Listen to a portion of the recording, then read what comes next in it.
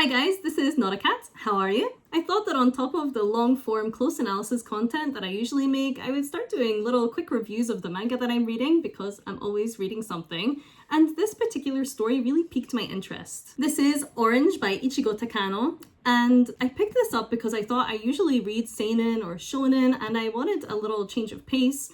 I wanted kind of just a little bit of slice of life, thinking that it would be a light read. But this story, which is primarily a romance with a supportive science fiction element, I guess, didn't end up being a light read at all. And the story is surprisingly emotionally sophisticated, even if the structure of it kind of requires some suspension of disbelief. I'm not surprised, all in all, that it was nominated for an Eisner Award in 2017 and also in 2024, and even ended up on the New York Times bestseller list for 4 weeks, arriving at number 1. This broad appeal kind of tells you straight away that this is, at its core, a human story, not some kind of strange science fiction concoction. The science fiction element really is just a lightly handled vehicle through which the book explores difficult topics like depression, longing, the burden of responsibility, and most importantly, regret. This is not a depressing read, however, or at least I didn't find it that depressing. It's told with a lot of humanity and a lot of gentleness. It's ruminative and sort of slow, and we watch the characters, some of whom are timid and some of whom are bright and fun, reveal themselves in their own time. And they all feel very real in the sense that I found myself thinking about these people after putting the book down whenever I read it.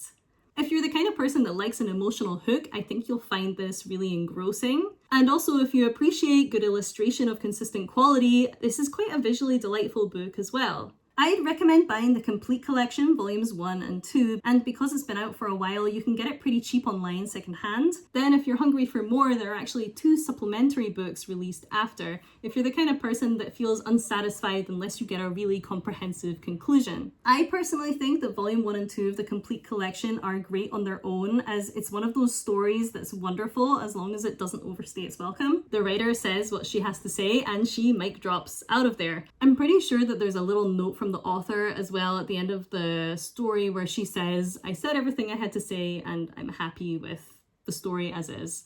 And I usually take that kind of comment as a signal not to treat any supplementary volumes as important to understanding the emotional core of the story. I'd recommend going in as blind as you possibly can, though if you already have a loose understanding of the plot, it's still an engrossing read as it's the characters' ruminations on what's happening that's really interesting, rather than the events themselves. Again, that's not to say that it's not a good story, it is, but it's a case of journey over destination. Although that's all good writing, isn't it? And you do go on quite a journey with these people. The story is told in a fragmented, non-linear fashion, so you almost feel like there's more to the plot than there actually is. And I think that's really appropriate considering the themes of regret and trauma, as these things do disrupt our experience of time.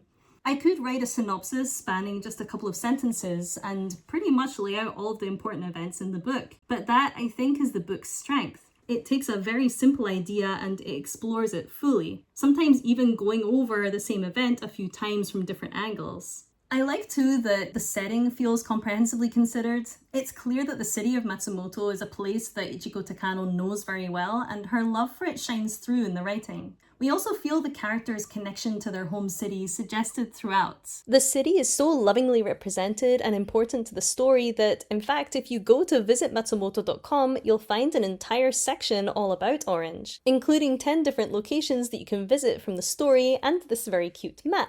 That's all I'm gonna say, because again, I think the less you know, the better. If you've read Orange yourself, please let me know what you think, because I personally don't know anyone else has read it and I want to talk about it with somebody.